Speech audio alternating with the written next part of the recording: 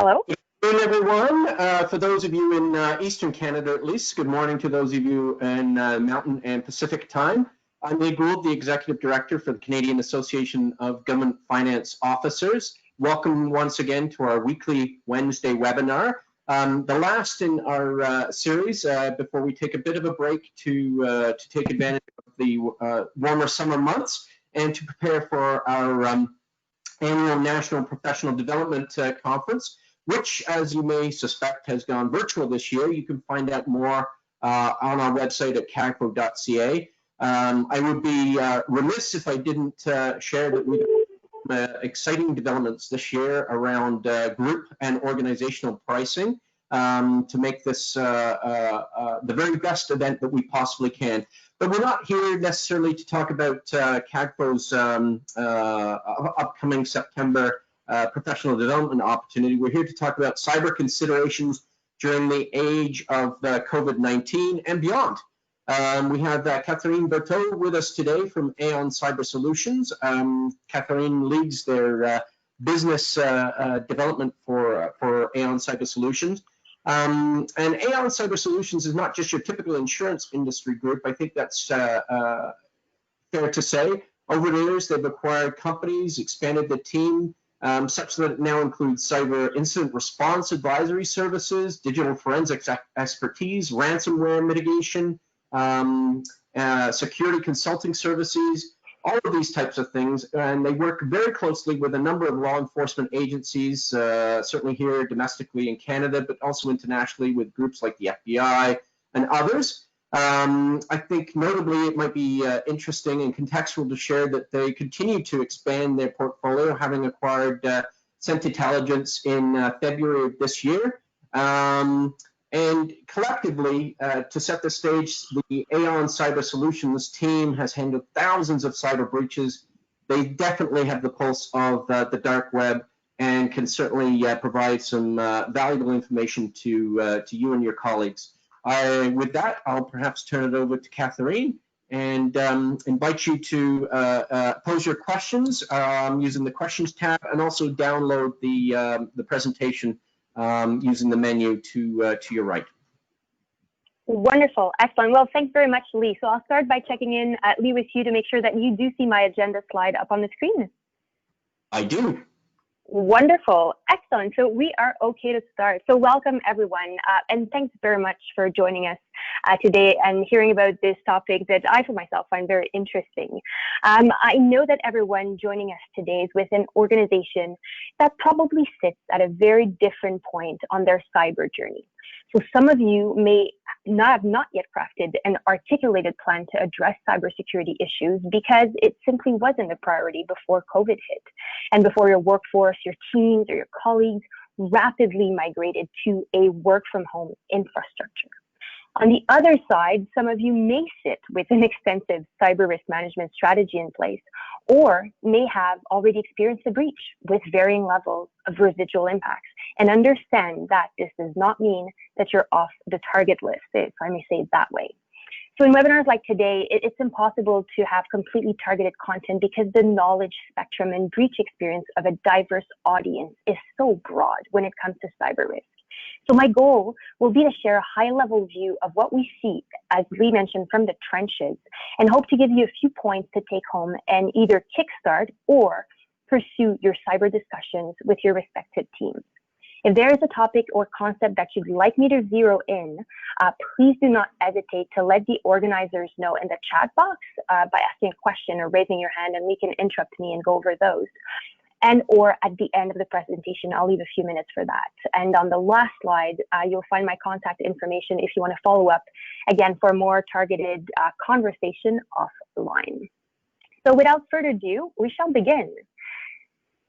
To get us started, I felt it was important to remember where we came from. So what we have here is the list of the top 5 economic forces represented by the largest market capitalizations on the Standard & Poor's Index across 5 decades. So on the left-hand side, we have the roster in 1975. The 5 largest organizations from a market cap standpoint, again, were large brick and mortar companies with extensive and widespread production facilities, high capital expenditures, and for whom the bulk of the assets were tangible in nature. Manufacturing, oil companies, food and beverage, retail, all traditional industries who over the following decades, with the rise of digitization, were starting to see a shift in their value and their ratio literally flipping on the side of intangible assets. Fast forward to 2020 on the right-hand side, and we have the 5 largest economic powers that are almost entirely intangible asset-driven: connectivity, software, e-commerce, data-driven organizations that have created unimaginable economic value that is held in digital format.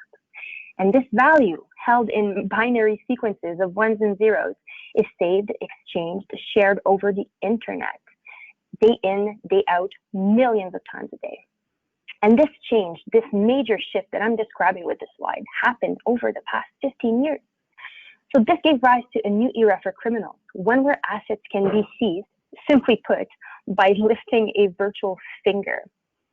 So criminals have become increasingly sophisticated at trying to monetize and turn a profit out of our intangible assets without having to leave the comfort of a chair.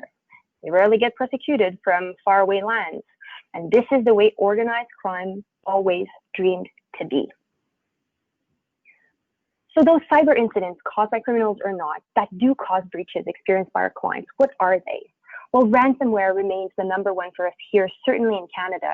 It's by far the leading cause of disruption and overall cost to organizations. Ransomware is not what it was 5 years ago, and mark my words, it has changed even more so in the past 18 months.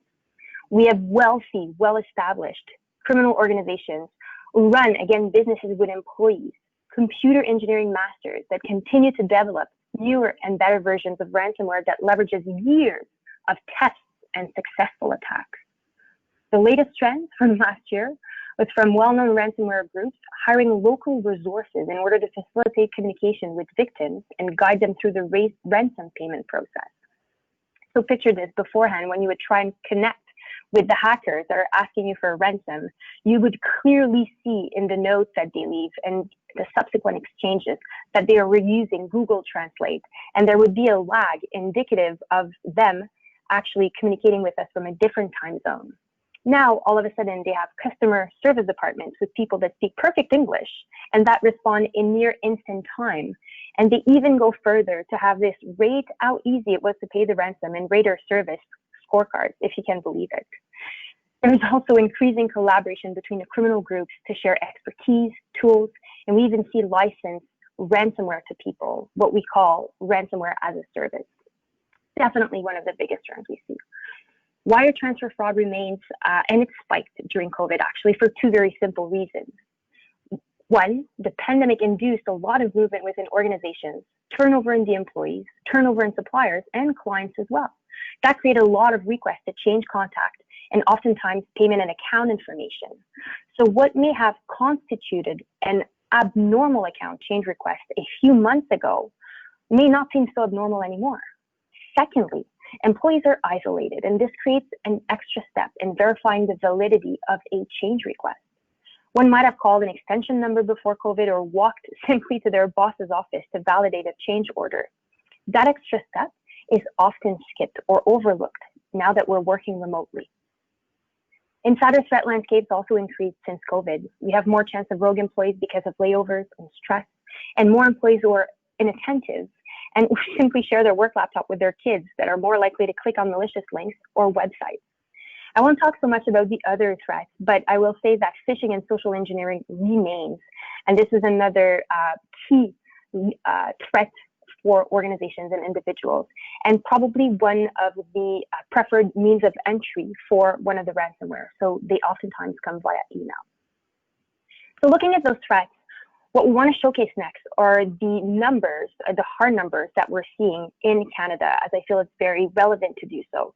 So Blakes is a leading law firm here in Canada who has a well-established cyber practice. They act as one of the leading advisors, what we call in our lingo, the breach coaches, and I'll explain that later. And so Blakes guides organizations through recovery through cyber incidents. So they've seen a lot, and they pull their data to create Canadian statistics that speak to the impact of ransomware right in our backyard. That was published just at the beginning of the year, so I selected a few statistics from that report that I thought were interesting. In the event of a ransomware attack, what percentage of organizations paid the ransom? Blake's report says it's about half. But when I speak with my partners over there, they feel the overall number may be well above that. Again, we have limited visibility in the actual number since thousands of breaches do not get reported when there is no requirement to do so, which are typically imposed by legal statutes governing privacy. So it's safe to say there's probably more that we don't hear about. It is important here to address the popular thought that insurance payout may in fact contribute to higher ransom demands. I saw a suite of articles in the last year, again, kind of pointing the finger at our industry, saying that we were the cause and the ultimate pitfall for higher ransom demands. So I'll address it. Number one, as we'll see a few slides down, very few of the incidents captured by Blake's in this report were actually supported by an insurance policy. Secondly, there's no direct correlation, and measured one, between cyber insurance uptake and the size of ransoms demanded and overall ransom payments. I would have a third point here, which I feel a lot of people are not aware of, and this is the fact that some insurers have also started to actually respect clients' wishes if they do not wish to pay the ransom in an extortion situation, even if it is not the least expensive way to resolve a cyber incident. So a positive movement that supports this statement. So when a ransom payment was made, what was the average payment amount? So the numbers that you see on the screen are actually in line with our numbers as well. And keep in mind that this is for organizations who opted to pay the ransom. Those who may have opted not to pay face an overall cost, oftentimes that we know for the recovery efforts to far exceed those numbers. And I'll say this, I've been in the industry for about 15 years and seen the evolution of cyber risk and its impact on organizations. A few years back, we would see ransoms that were in the few hundreds of dollars or Bitcoin, which depending on the going market value was equivalent to give or take $8,000 to $12,000. This report was published earlier this year, but throughout 2019 and 2020, six-figure ransoms have become the norm, and we no longer blink when we see seven-figure ransom demands. I sat in front of multiple clients who are small public or private companies who fell victim to attacks that led to ransom demands in the millions. Actually, interesting, the largest one reported to American insurer AIG last year was $30 million. Again, unheard of before recent times. One of the latest ones we were involved with was a small not-for-profit association in Western Canada that manages a budget of about $50 million a year. They're unfortunately armed with highly deficient backups on many key applications and systems, and they ended up having to pay a $750,000 ransom. And the total cost of the organization for that incident was $1.2 million.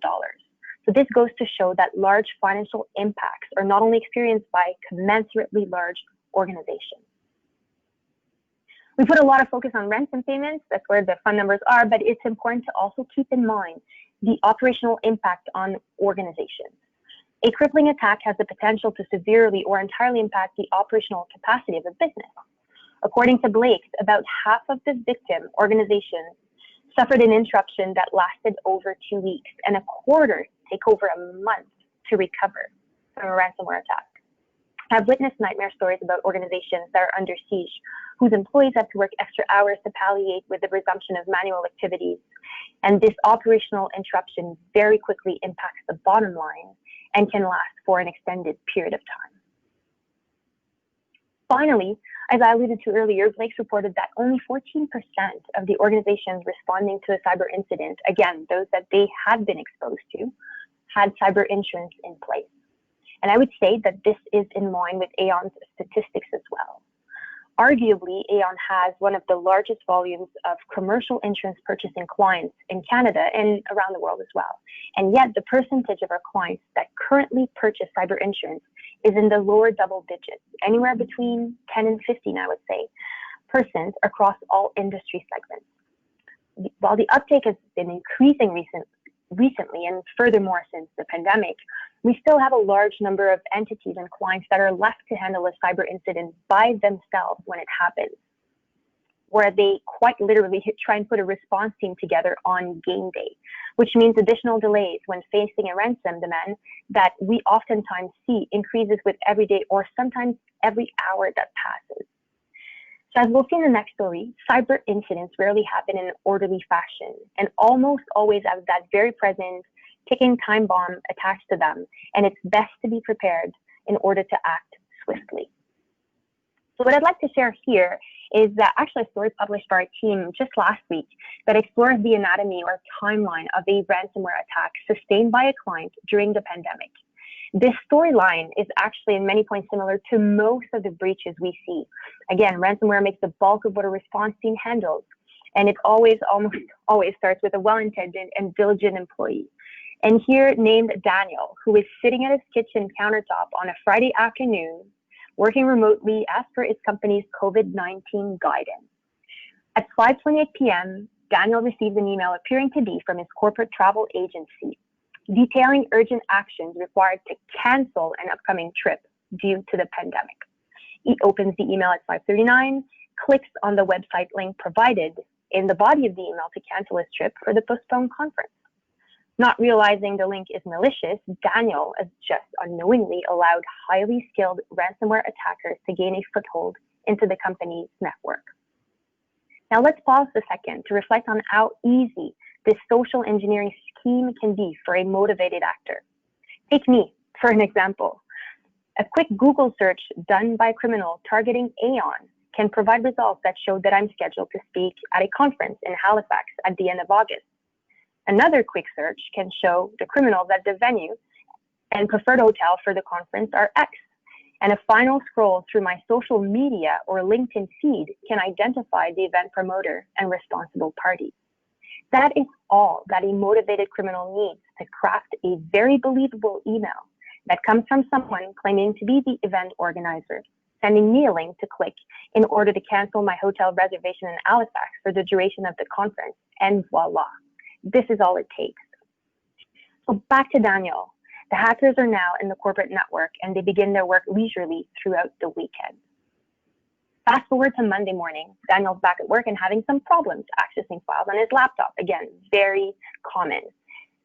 He emails the IT team and carries on with his day, thinking this could be a simple connection problem. He does not suspect anything unusual, especially because IT issues have been common following the shift to remote work. Daniel finishes work that day and logs off. Meanwhile, the attackers have built on the initial compromise, moved across the company network and access an increasing amount of company data. They have 3 days to deploy their artillery in the corporate network. At 5:29 p.m., the IT personnel reviews Daniel's ticket. They've been very busy, understandably, coping with large-scale remote work, and they send him instructions to reconfigure his network connection and to call in the morning if the problem persists. Without physical access to Daniel's laptop, the IT team assumed here that the recent network updates would resolve the issue. By 7:22 Tuesday morning, the attackers have had time to lock accounts across the company's network and extract critical data. They made their move, encrypting the company's file and posting a ransom demand ready for when the employees log in. At 8:30, when the employees do log in onto the company network, they find a message stating that their system has been infected and there is now control by a notorious hacking group. Decryption keys will be made available if a large ransom payment is obtained. So the entire company is brought to a sudden halt. Employees have no access to IT. They're unable to operate remotely. This would include operations, supplier, customer department. Everybody, IT included, and our friend Daniel, remain unaware of the attack's origin. So the IT personnel is scrambling, trying to assess the extent of the attack. And by 9 a.m., the company executives have been briefed, and everyone's trying to decide what to do. At 9:15, a highly sensitive, confidential company document is posted online, accompanied by a message stating that more data will be leaked on the hour if the ransom is not paid. The attack is worse than anticipated, and the document causes significant reputational harm to the company, and the phone begins to ring off the hook with concerned customers and business partners. And the story goes on and on about the emergency meetings with executives, call from panic clients, and more damage control. About a week after the spread, the investigators identified the malicious email and what we in our lingo call patient zero. Here, Daniel. The IT forensic investigators brief the company executives, and with this information, the IT team can restore some basic services to their employees. Due to the encryption, key data has been lost, unfortunately, and some systems remain closed. People are still unable to perform their jobs a week after the attack. The remediation actions include a total rebuild of the company network and protective IT upgrades that were not budgeted for. So this particular story ends with the CEO preparing a briefing to the public and an urgent call from the board. So while this may sound like the script of a Netflix miniseries, we have countless examples of clients that lived through those breaches exactly unfolding as such, again, with varying levels of residual impact. And what is certain is that the time to discover the attack is oftentimes longer than 4 days. And that time the attackers benefit from in order to move laterally in our systems, extract data, and escalate privilege, what we call the foothold.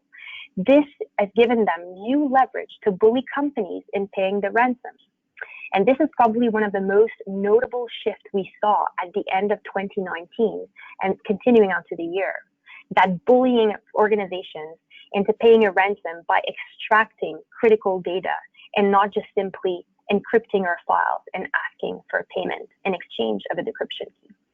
I was just reading a statistic by MCSoft this morning. They're a cybersecurity company that specializes in ransomware, amongst other things. And they said that the percentage of ransomware events that are now tied to exfiltrated data, so again, that extra leverage for criminals to have us or make us pay the ransom, is about 11% of the ransomware attacks, and growing. So this is a new trend that will surely lead to higher ransom numbers in the next calendar quarters. So knowing that the attacks are increasingly sophisticated, targeted, and that there's no discrimination towards public entities and elected or appointed officials, we need to shift our mindset away from where it's probably been for the past few years, and that is on IT security. And we need to shift that mindset towards resilience. The negative impacts of a cyber incident can be manifold and sometimes are not realized until after a number of weeks or sometimes months. We need to consider lost revenues, profits, or business opportunities that follow a cyber incident. The increase in working costs, as we've talked about a bit earlier, when employees resume manually their work and they don't have access to their systems, the business needs to go on. The cost to recreate the data and the systems that were corrupted. The impact on employee engagement, especially if the breach is mismanaged, is certainly a cost that we've seen organizations deal with. Reputational loss that can take the form of the attrition of a voter base, probably, and the public's mistrust following the negative publicity surrounding a breach. The PR and communications costs that are needed in order to rebuild confidence levels add to the overall total. Just the forensic investigation costs to find out the root cause of the breach can easily reach $50,000 to $100,000. So resilience is about protecting the balance sheet from those negative financial impacts, and it's about preparing and planning for a cyber incident in order to rebound successfully and recover from it. So how do we do this? Clients commonly ask us this question, and then they ask us where to start. So first and foremost, and there's no one-size-fits-all approach, but resilience starts long before a breach happens and includes a number of activities that can be summarized in the 6 general categories on the slide that you're looking at. At the top of the list is data governance. We cannot adequately safeguard if we have no idea what we need to protect. Simply put, this speaks to your data mapping and the identification of your quote-unquote crown jewels. Personal data, critical corporate information and systems, where they're located, how they're protected, what encryption levels are on there, what kind of backups do you have. We're looking at record retention policy, especially as it relates to personal information, and understanding what you have in your graveyard. And by this, I mean all the information that you may have archived somewhere on servers that you don't have a list of or that you're not aware of. Then you need to have a cyber team that has a clear mandate and that is ultimately accountable for the cyber deliverable. This team can no longer be circumvented to the IT department and close to the server room.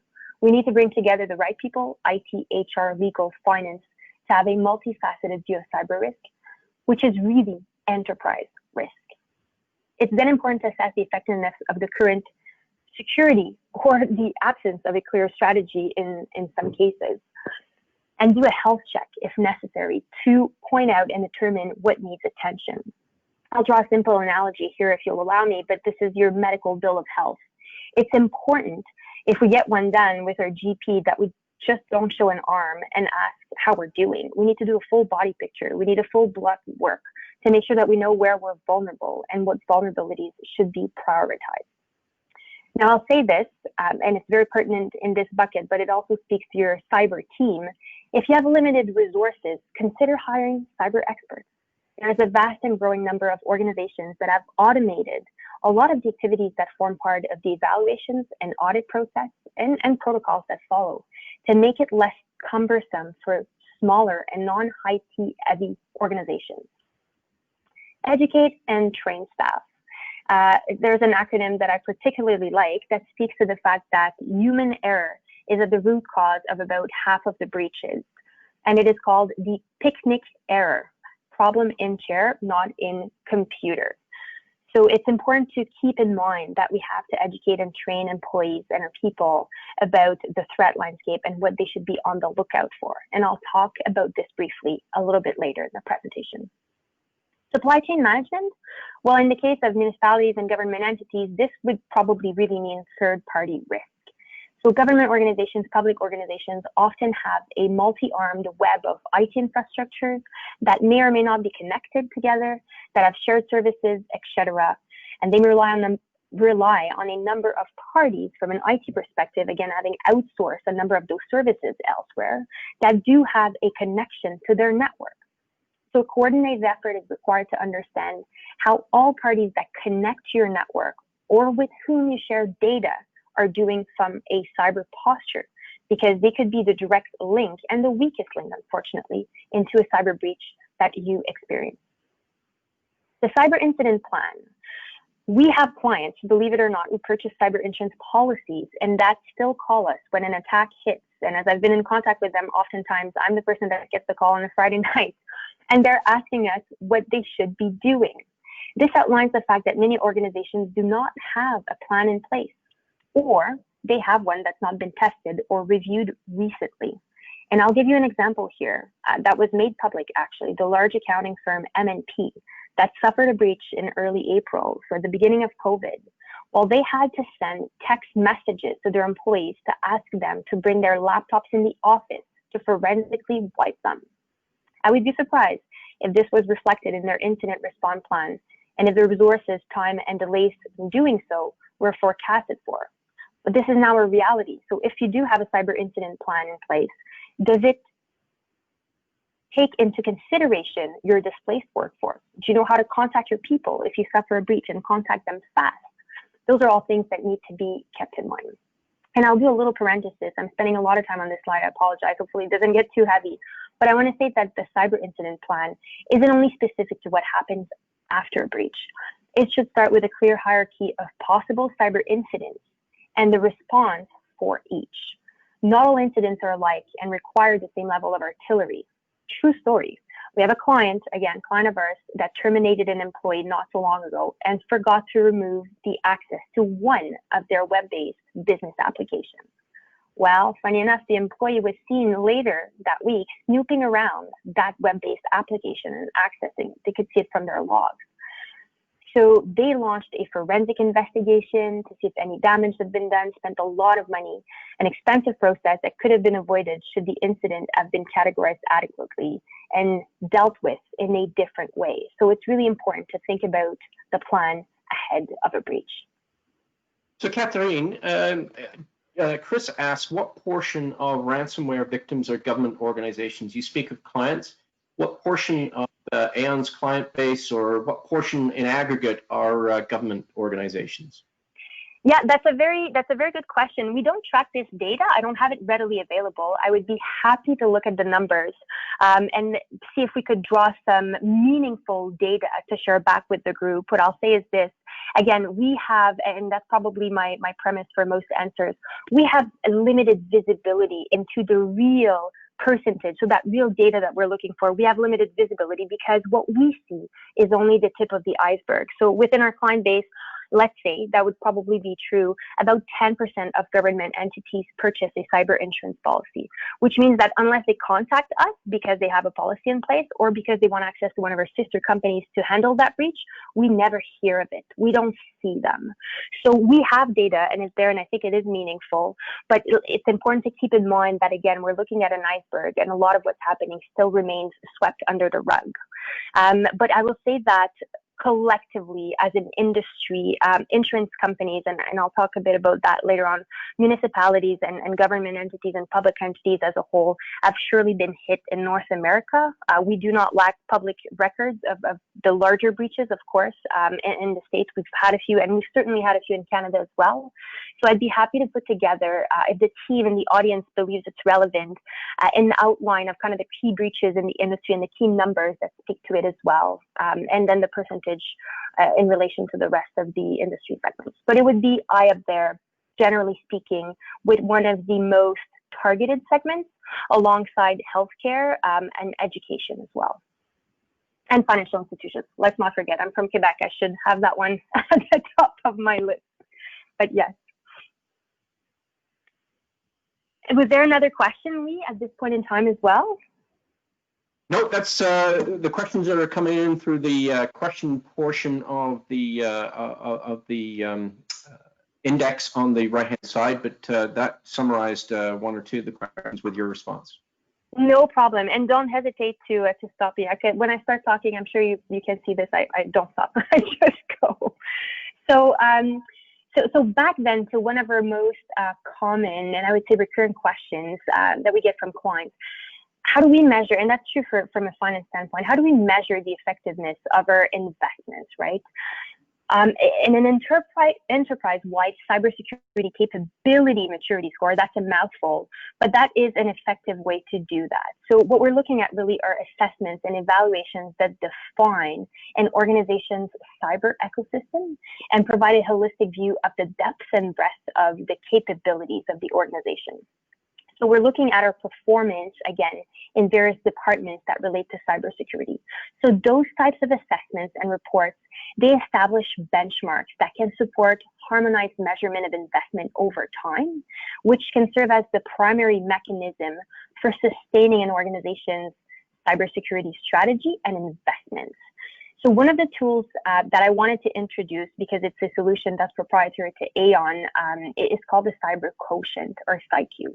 I want to stress right from the get-go that I'm presenting this one, but there's a ton of options available out there with independent security companies, CPA firms, insurance companies, etc., that all aim to democratize and make the process to evaluate cyber maturity more accessible and less IT language heavy. So I'd be happy to review a number of those options with those interested afterwards. So the one that I want to present again here as an example is CyQ, that's built, again, developed by Aon, built with patent pending analytics. It's rooted in the ISO standard and the NIST framework. Which are standards that are used, again, by organizations internationally to measure cyber posture.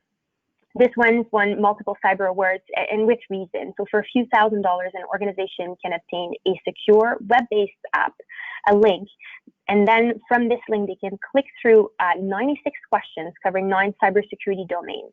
And the answers that are put in will be used to generate a report to quantify the performance of the organization in each of the security domains. And it will benchmark the organization's performance against anonymous industry peers. And I find out that people always like to compare themselves or see kind of where they fit in the spectrum. And this is what this report does quite well. Another advantage is that the report is easy to understand by non-IT leaders.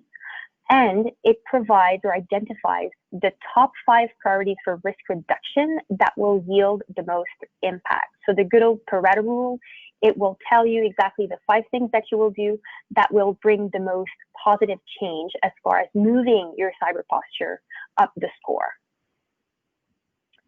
So with CyQ or any other assessment, remember again our cyber preparedness, those steps that we go through. So when you have done an evaluation or assessment that doctors know is their bill of health, once you've had those vulnerabilities mapped out, it's important to start the discussion with IT. If they say they have it covered, and no offense to the IT people that may be on the call, I think I may have seen one or two on the list, we will encourage leaders to verify and get a third-party opinion, if only to validate that the right steps have been taken. Again, it's about leveraging the experience of organizations that handle breaches on a daily basis to make more informed decisions.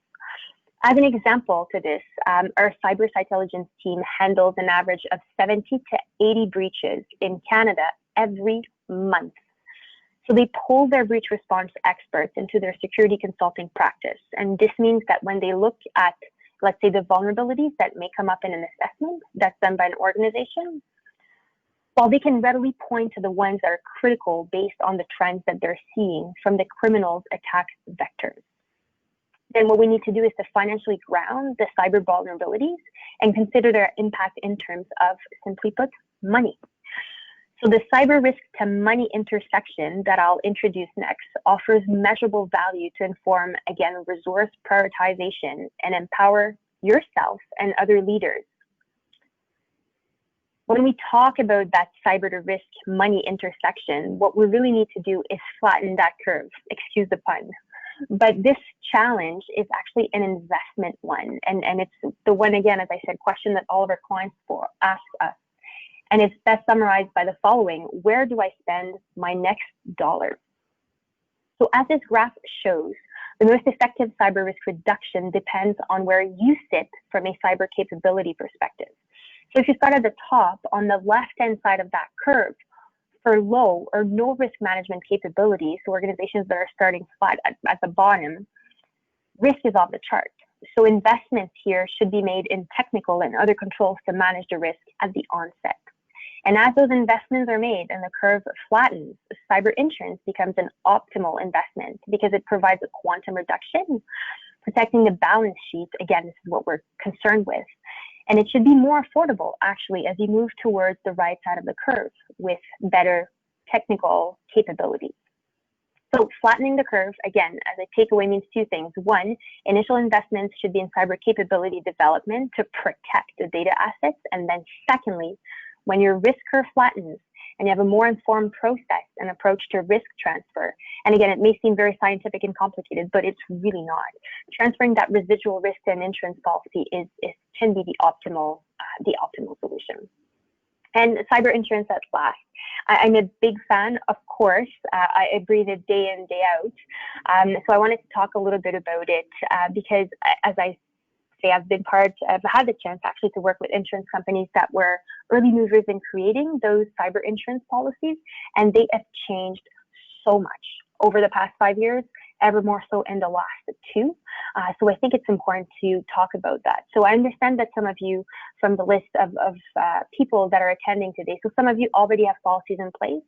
So I won't get into the nitty-gritty details, but I still review the benefits of those, for the benefit of those on the line that have not had exposure to it yet.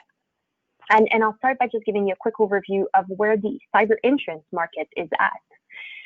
So the language, the policy wording, it's evolved and it's honed in. So we have policies that reflect current trends and that are more aligned with clients' needs.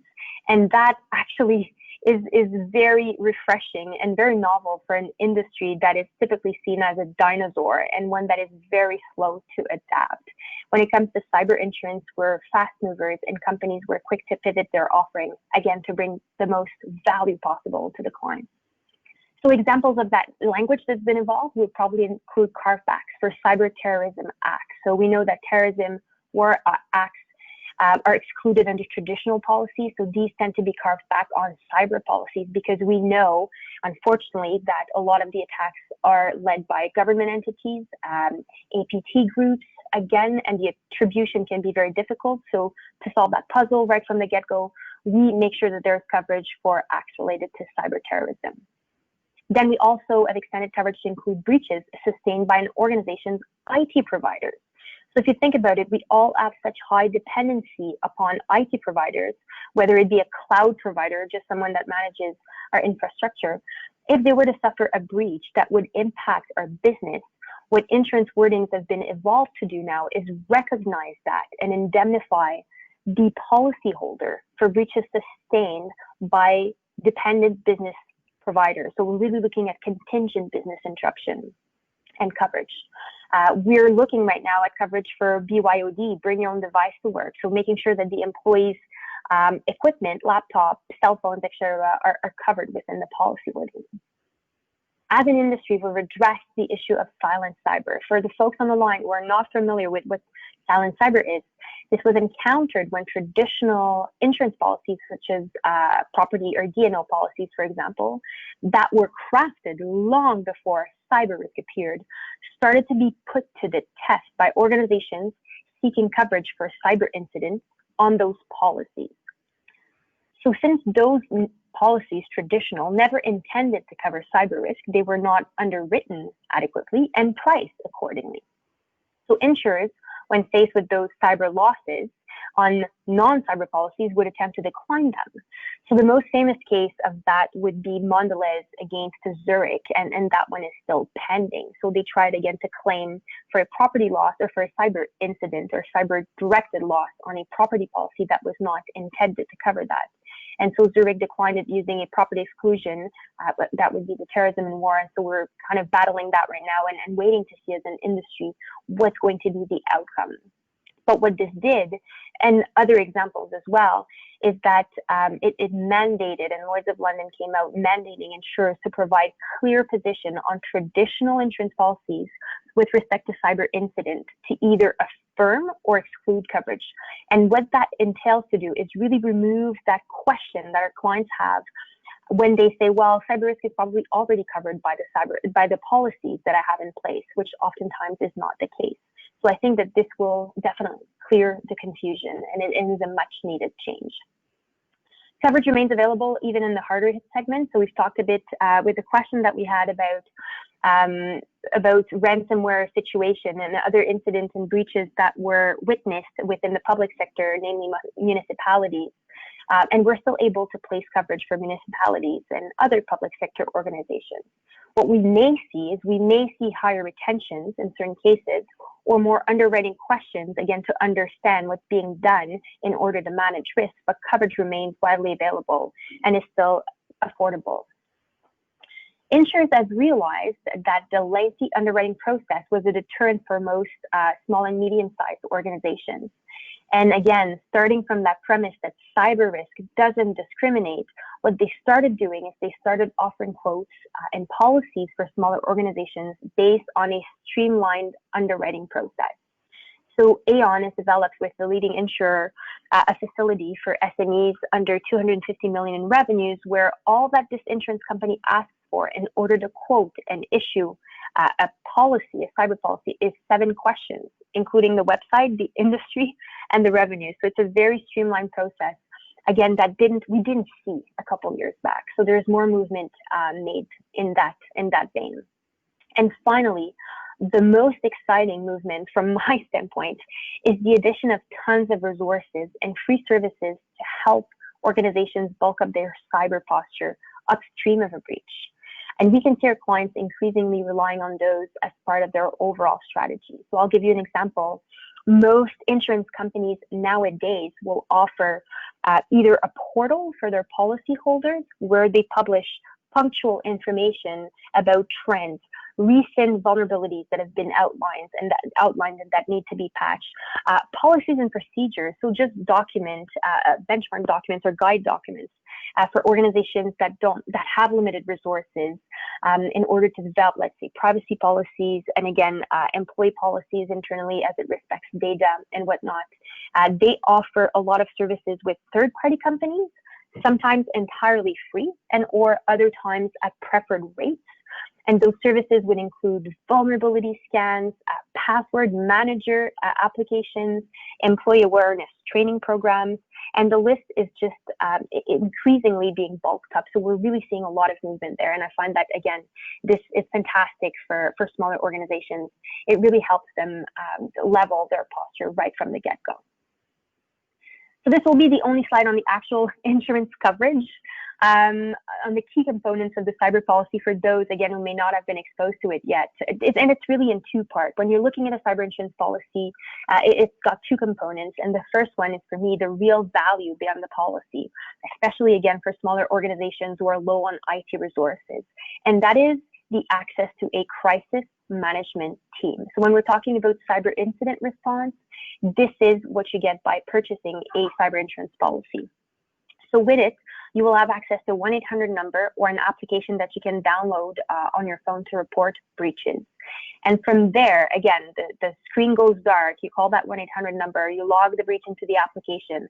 Typically within an hour, you've been contacted by your insurer and you have a dedicated response team that is being made available to you and that is really already been vetted by the insurer to help you manage the breach. So it takes all the questioning out of the equation.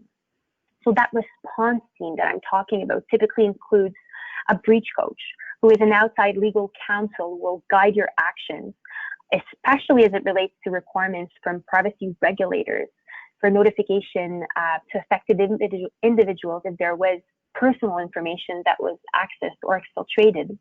They will guide your actions to preserve evidence during the forensic investigation. And they're really, there's a couple that we're using in Canada that most insurers are using, and they have seen thousands of breaches. They know what they're doing, and they make the process easier on everyone. Then the crisis management team will include forensic investigators, so the IT specialists that will map the breach and identify the root cause and your patient zero, as we were saying earlier. And these guys are essential in determining the best way to remediate the breach. And another example of that we see often is organizations that try and remediate with their own IT resources or the company that they're usually dealing with for other IT services. And because they're not used to seeing breaches day in, day out, oftentimes they take unnecessary steps in order to mitigate the breach. So there's oftentimes, especially if we're looking for ransomware or at ransomware incidents, available kits. As I said, it's a matter of trend. So hackers, criminals tend to use and reuse the same malware in order to infiltrate our system. So after a while, we're able to have access to kits that are readily available, again, to respond to specific types of malware. So not to involve experts from the get-go can lead to pricey, expensive actions and just increase that time to recovery, which is unnecessary. And then finally, the policy from a crisis management standpoint covers the cost for the extortion negotiations. And should there be the decision made to pay a ransom, the policy will pay that ransom. So you will not have to go and get a Bitcoin wallet to issue the payment. It will all be taken care of by the specialists that form part of that team. And then finally, as it was initially intended, that policy still responds to claims respecting privacy breaches and regulations. So responding to privacy regulatory fines and penalties, the notification expenses, again, if people's personal information has been breached or affected, and that would even include your employees. If your own employees' information is accessed or exfiltrated, you would need to notify them, and they could eventually turn and decide to bring a class action. Not that we've seen a lot in Canada, but new legislation, new and emerging legislation, if I may say, may bring it there. So we'll see.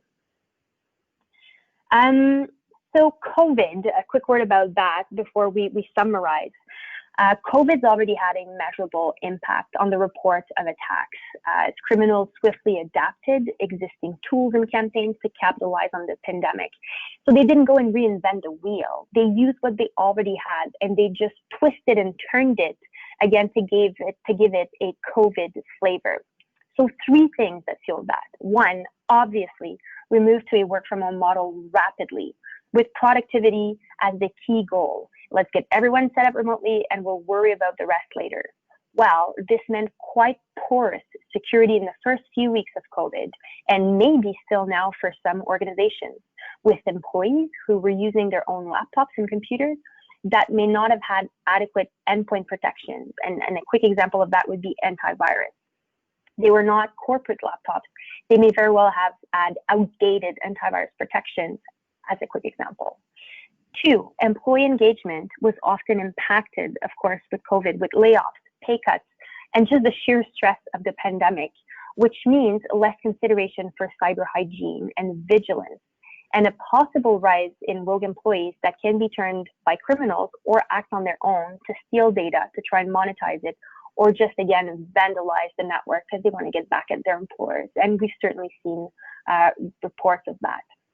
And then the third thing that fueled that move to benefit from the COVID was the abundance of online notifications related to online shopping, deliveries tracking, government notifications, again, related to the pandemic. This abundance of online notification was a gold mine of opportunities for criminals to engage in social engineering and business email compromise scams. So we've got a few statistics here, and I'll send the paper afterwards again, but what we're seeing is a spike in ransomware since the beginning of COVID, reported in organizations, again, that tell us that they've seen an increase in attacks as well. And what we do know is, again, that they're focusing on the weakest link in the organization, remote workers. And we keep in mind, at the beginning of the presentation, I mentioned that when we were doing a timeline of a ransomware, but not all attacks unfold rapidly after the initial compromise of our patient zero. So remember, Daniel, in this case, we had a 4-day until the attack was launched and noticed. But we sometimes see this delay, this gap in mean to detection be a few weeks, sometimes a few months. When clients have a breach and we start doing the investigation, what we sometimes find is that the hackers, the criminals, had been in their systems for up to 4, 5, 6 months or more. Again, patiently waiting, undetected, just focused on escalating privileges, which gives them more foothold and a better leverage, again, once they launch the attack, which just leads to more damage. So if we are seeing more action and more activity right now with scams and whatnot, what we can expect surely will be a resurgence of attacks post-COVID. Criminals are economically rational actors who are focused oftentimes on long-term gain. And this has not changed and will not change. So we must stay vigilant. And the fact that we managed to go unscathed till this day is not a guarantee that we are immune. They will very likely wait until the economy is back on their feet, until organizations are back on their feet to benefit and exploit those footholds that they may currently have in our system. So we like to say often, and it sounds like a broken record when I say it, but it's not a matter of if, it's really about when. So finally, in conclusion, there are a number of challenges that we will face through and past the crisis. And one thing to keep in mind, again, is that those challenges have meaning and require careful consideration wherever you may stand on your cyber journey. They'll just be adapted to your reality. So the first one is to review your cyber preparedness. Again, it is about viewing cyber resilience as a process of continuous improvement. We like to say that it requires a circular strategy. So what is your enterprise maturity on the cyber risk management spectrum? And what's next for you? So from a governance standpoint, do all of your leaders and people or stakeholders responsible managing for the P&Ls, are all of the operations or all of the mindsets, the strategies aligned with a common agenda towards optimal cyber resilience? So this needs to be constantly reviewed because our threat landscape changes constantly. Secondly, we need to rethink our incident response plan. COVID has displaced our workforce, and this means an incident response that looks vastly different than it did a few months back. So set a few hours aside to review your incident response plan, however rudimentary, and go through the rules, the steps, and the considerations to ensure you know what to do when the screen goes dark. People will remain the weakest link, as I said. And I don't mean this with a look down or condescendence, but rather in uplifting. Let's make sure we empower our employees. This means updating your bring your own devices and work from home policies to be clear and agile. And what I mean by this is that it's a tough act oftentimes to balance access with security, especially when it comes to internet usage and whitelisting practices. We don't want to make our employees feel like we're a daycare operation. We want to give them an enjoyment of their devices while keeping security in mind. So it's really important to invest in an employee awareness training program, complete with fake phishing campaigns. And there's a plethora of options that exist at a very palatable price point, and they're fun, they're light and effective, and they're really not like the ones we were doing 5 years back and rolling your eyes up in the sky. They've invested, the companies that do that and do that well have invested a ton of time making it more nimble and fun for employees. Third-party risk management, I talked about that in our cyber preparedness. Again, in your case, it would be to keep in mind everybody that is connected to your network in any way, shape, or form, and or with whom you exchange and share data. How are they doing? Again, COVID's hit a lot of organizations and in different measures, but an organization's cyber posture may look very different now than it did, again, a couple of months back. So let's keep in mind that third parties may pose risk to us, and it's important to ask questions to understand what they're doing in order to address this. And finally, staying afloat and sane, let's be honest, through the pandemic was a challenge in and of itself. The economic prospects of a second wave are dire, and we're still on hold as it respects future business opportunities. Layoffs, employees, budgets, there's so much uncertainty. And with so many pressing and defining considerations, it would be easy to push resilience on the side and on the back burner, but it does need to stay top of mind. So my concluding comment would probably be to encourage you to keep resilience as a business priority. Again, sprinkle it with the amount of resources that you have available. Go elsewhere to hire experts to guide you and help you through this. It doesn't have to be a cumbersome exercises. There's lots of options and avenues that are available to help you cut it down in bite-sized chunks. And with the right help, and we're happy to be there, as are many other advisors and leaders in the area, I'm sure, but to guide you through the steps and the proper actions and activities that can be done to do that. So excellent. I think that's probably, I don't think I have another slide. Nope, that would be it for me. So if you have questions, do not hesitate. As I mentioned earlier, we can facilitate those to me right now. You also have my contact information on the slide. Feel free to send me an email. I'm more than happy to take conversations offline and answer any specific questions you may have. And yeah, I mean, collectively, I think we'll probably solve this puzzle over time. So thanks very much again for your attention.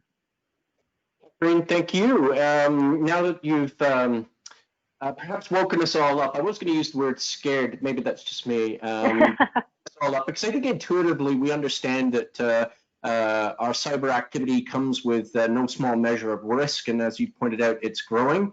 So I think that reality check is very timely, given the fact that you know, so many of us are now working remotely and using more and more tools from the internet. Your Aon's rather CQ tool seems to be one tool that will help us all individually and collectively understand where we may be vulnerable, where we may be able to undertake some more work. If in the absence of any questions, as Catherine's already pointed out, please feel free to either email CAGFO at office@cagfo.ca or Catherine directly. You have her credentials in front of you. I will give one last thank you to Catherine and her colleagues at Aon, and one more commercial for our annual National Professional Development Conference. Please register now. There's limited space, so we're actively looking to try and understand what we may have to do to expand our virtual offerings this year. It isn't just for finance professionals, although certainly that's the focus of our Leading Through Adversity themed conference this year. We're adding some really exciting stuff to help support social and networking with some headlined national chefs of prominence and some other demonstrations that hopefully will keep folks interested, not just those of us that are in government finance, but families and friends as well. Thank you again. And everyone, please stay safe. Take care now. Thank you very much.